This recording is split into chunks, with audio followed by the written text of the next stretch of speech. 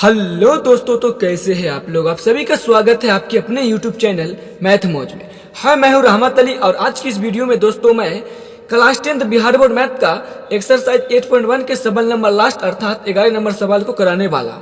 इससे पहले वाली वीडियो में दोस्तों मैंने सवाल नंबर 10 तक को सोल्व कर दिया है। अगर आपने नहीं देखा है तो हमारे चैनल के लोगो पे क्लिक करके जाके उस सारे वीडियो को देख सकते हैं। तो आइए दोस्तों अब सिखाने की प्रक्रिया को शुरू करते हैं। अब दोस्तों 11 नंबर सवाल मैं ऐसा उम्मीद करता हूं कि आपको स्क्रीन पर नजर आ रहा होगा। दोस्तों सवाल नंबर 11 क्या कहता है जरा उसको पढ़ लेते हैं, आप लोग भी पढ़ लीजिएगा, स्क्रीन पे दिख रहा होगा। सवाल नंबर 11 कहता है दोस्तों, बताइए कि निम्नलिखित कथन सत्य है या असत्य, कारण सहित अपने उत्तर की पुष्टि कीजिए।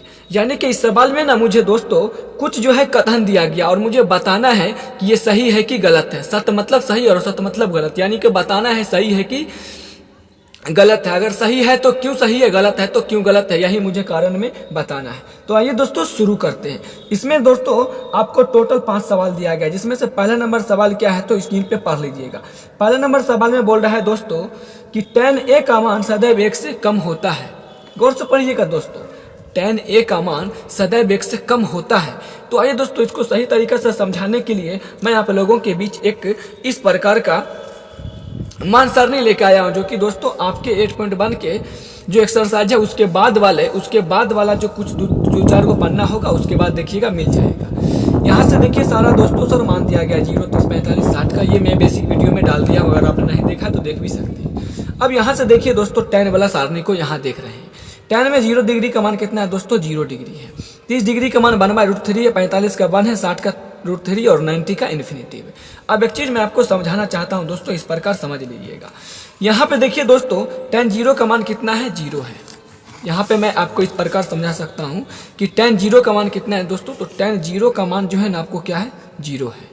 फिर यहाँ पे देखिए दोस्तों tan 30 का मान कितना है, 1/√3 है। मैं बारी बारी से लिख देता हूँ, 1/√3 है। अब ऊपर में 1 है तो 1 है, नीचे में √3 का मान दोस्तों आप लोग जानते होंगे कि 1.732 होता है। इतना बात आप लोग पहले से जान रहे हैं दोस्तों। अब यहाँ पे देखिए दोस्तों ये तो बच्चा वाला काम है, दशमलव उड़ाएंगे तो ऊपर में क्या जाएगा, 3 को 0 जाएगा, क्योंकि दशमलव के बाद 3 अंक है।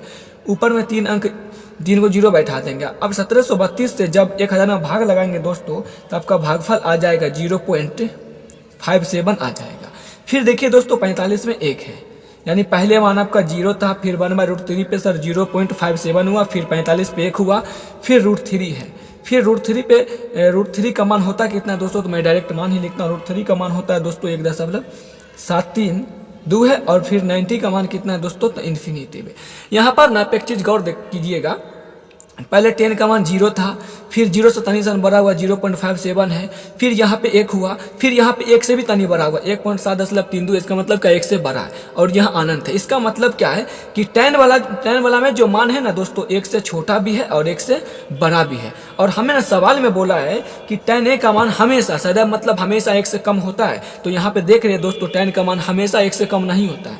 कुछ सिचुएशन में हो रहा है मगर कुछ सिचुएशन में नहीं हो रहा। और हमें सवाल बोला क्या हमेशा जो है मतलब 1 से छोटा होता है, 1 से कम होता है, तो ऐसा नहीं है दोस्तों। यहाँ पे दिख रहे हैं कि 1 भी है और हमें बोला 1 से छोटा, तो 1 से छोटा है भी नहीं और यहाँ 1 से बड़ा भी आ गया। इसका मतलब ये कथन क्या हो गया दोस्तों, मेरा वो सत्य हो गया है।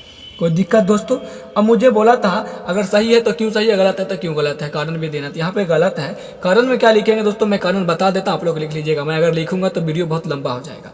कारण लिखिएगा दोस्तों कि tan a का मान सदैव 1 से कम नहीं होता है, क्योंकि 0 पे इसका मान 0 होता है, उसके बाद 30 पे इसका मान 0.57 होता है, 45 पे 1 होता है, 60 पे 1.732 होता है और 90 पे इन्फिनिटिव होता है। इतना लिखूंगा तो बहुत लंबा हो जाएगा।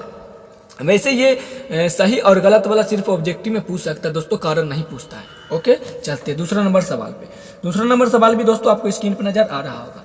दूसरा नंबर सवाल में बोल रहा है दोस्तों कि कोण a के किसी मान के लिए sec a बराबर 12/5 है। यानी कि कोण a के किसी भी मान के लिए sec a बराबर कितना बराबर दोस्तों, sec a बराबर है ना 12/5 होता है। एक मतलब ये हुआ कि sec a का मान जो है ये 12/5 के बराबर हो सकता है।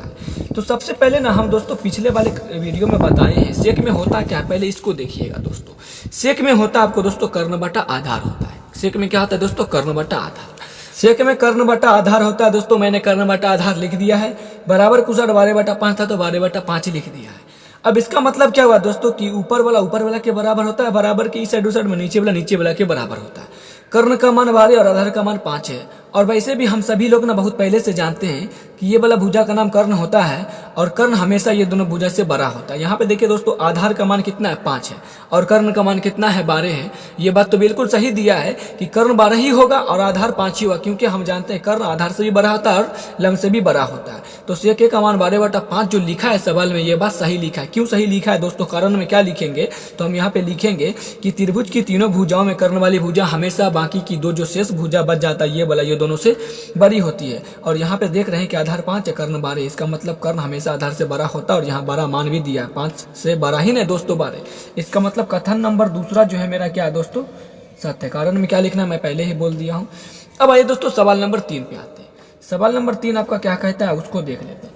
सवाल नंबर 3 में दोस्तों आपको बोल रहा है कि कोस ए कोण ए के कोसेकेंट के लिए प्रयुक्त एक संक्षिप्त रूप है। कोस ए जो है वो कोण ए के कोसेकेंट के लिए संक्षिप्त रूप है। अब सबसे पहले यहाँ पे देखिए दोस्तों, संक्षिप्त क्या है इसका मतलब समझते हैं।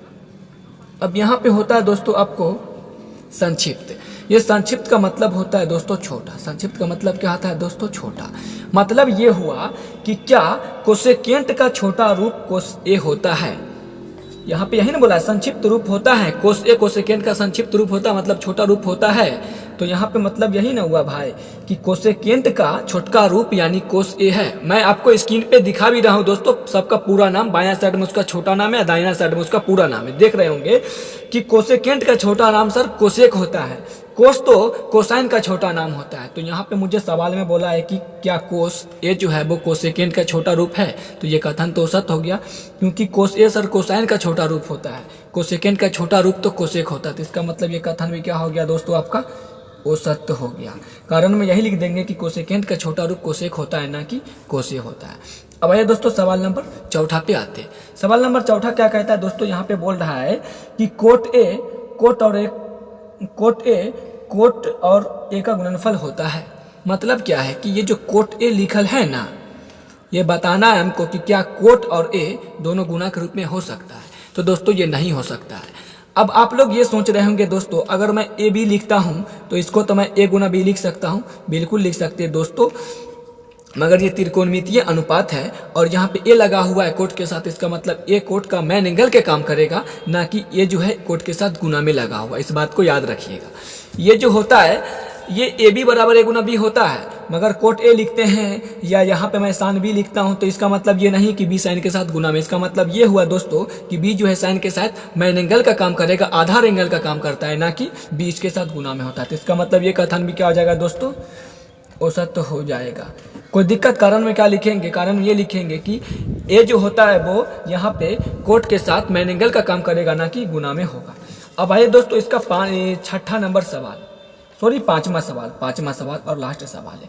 बोला है कि किसी भी कोण थीटा के लिए साइन थीटा बराबर 4/3 हो सकता है। मतलब क्या है कि किसी भी थीटा के लिए साइन थीटा बराबर ना 4/3 हो सकता है। तो हम सभी जानते हैं दोस्तों साइन थीटा में क्या होता है, तो साइन थीटा में होता है दोस्तों लंब बटा कर्ण। तो मैं इस साइन थीटा के जगह पे लंब बटा कर्ण लिख सकता हूँ, बराबर 4/3 है तो 3। अब यहाँ पे देखिए दोस्तों, कर्ण का मान 3 हुआ और लंब का मान 4 हुआ। क्या कर्ण जो होता है वो लंब और आधार से छोटा होता है? नहीं होता है दोस्तों। कर्ण हमेशा बाकी की दो भुजाओं से बड़ी होती है। यहाँ पे दिख रहा है कि कर्ण 3 है और लंब 4। इसका मतलब ये बात गलत लिखा हुआ है, साइन थीटा बराबर 4/3 जो है ये बात गलत लिखा हुआ है, क्योंकि हम जानते हैं कर्ण हमेशा बाकी की भुजा से बड़ी होती है और कर्ण का मान 3 और लंब का मान 4, ऐसा हो ही नहीं सकता है। तो इसका मतलब ये कथन भी क्या हो जाएगा दोस्तों, औसत हो जाएगा। कारण में क्या लिखेंगे, तो कारण में यही लिखेंगे कि कर्ण हमेशा बाकी की दो भुजाओं से बड़ी होती है। यहाँ पर कर्ण छोटा है और लंब बड़ा हो गया। तो आज के इस वीडियो में दोस्तों इतना ही, फिर मिलेंगे नेक्स्ट वाली वीडियो में 8.2 के सवालों को लेकर आएंगे। आज के लिए इतना ही दोस्तों। अगर आपको लगा होगा कि हमारी वीडियो से कोई सीख मिला है दोस्तों, तो सिर्फ और सिर्फ ना एक लाइक कर दीजिए। आपका ये एक लाइक मेरी मोटिवेट के लिए काफ़ी है। चलते हैं, धन्यवाद।